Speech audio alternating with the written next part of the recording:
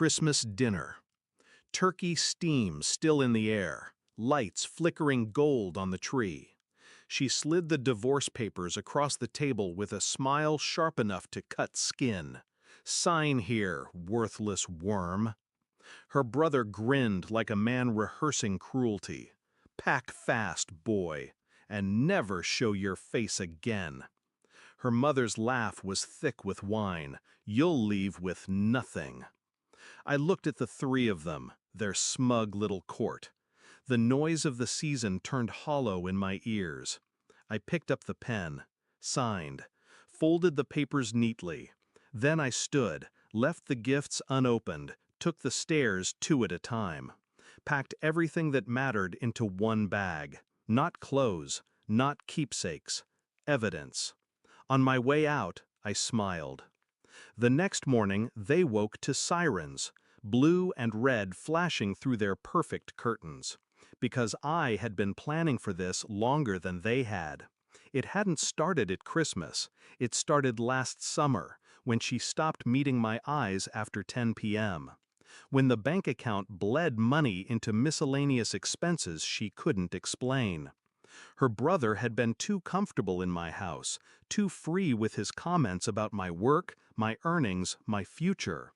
Her mother's smile had been more of a smirk every time I mentioned paying off the mortgage early. I'd seen the affair coming before I could prove it, and when I finally did, the betrayal was worse than expected. Not just her and another man, but her and him, her brother. The money drained from our accounts hadn't gone to hotels or jewelry. It had gone into buying out her mother's failing business, in my name, with my credit. A business drowning in debt she planned to let sink, with me still chained to it. They wanted me stripped bare, bankrupt, disgraced, then thrown away like I'd never been part of their little dynasty. They thought the divorce papers would finish it. They didn't know I'd already been taking notes. Months earlier, I had quietly pulled bank statements, cloned her phone while she slept. Every text, every call, every drunken voicemail from her brother was cataloged. Every fake invoice from her mother's vendors filed away. I met with a forensic accountant, slid him a retainer in cash, watched his eyebrows rise as he flipped through the evidence. I hired a private investigator, gave him a single instruction: prove it all. He did. Photographs, recordings, signed receipts, even her voice on a call to the bank forging my consent to a transfer. I stayed quiet, smiled at her over dinner, kissed her cheek before work, watched the three of them tighten the noose, thinking I hadn't noticed the rope. The night before Christmas, I made one last call to an old friend in law enforcement, a man who disliked her family almost as much as I did. I sent him a package, told him to wait until morning. The sirens were for them. Fraud, embezzlement, conspiracy, charges spelled out in black letters that could not be smiled away. I stood on the curb across the street, coffee in hand, while they were escorted out in pajamas. Her brother shouting about lawyers, her mother clutching her robe closed. She saw me. The look wasn't rage, it was recognition, the dawning truth that I had never been the fool she'd counted on. She didn't speak. Neither did I.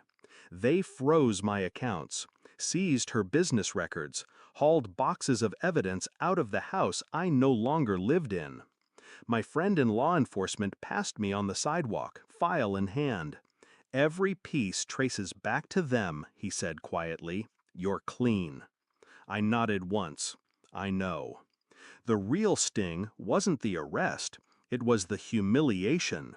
Neighbors whispering, local news crews circling like vultures. I'd made sure the private investigator's report had gone to the press at the same time as the warrant. Every sordid detail, every late-night meeting, every falsified signature, every wire transfer. By the time they made bail, their reputations were already ash, and ash doesn't rebuild. I didn't return to the house, Didn't retrieve what I'd left behind. I moved into a small apartment overlooking the river. Clean walls, quiet, no reminders of their voices. People ask if I miss her. I don't. You can't miss something that never truly existed. What they took from me wasn't money or property, it was time. Years I will not get back. But what I took from them was everything they measured themselves by. Their status, their image, the illusion that they could wound without bleeding. The last time I saw her was in court. She tried to glare, but her eyes wouldn't hold mine. She knew. I left without waiting for the verdict. I already had it. They'd planned to leave me with nothing. Instead, I left them with exactly that.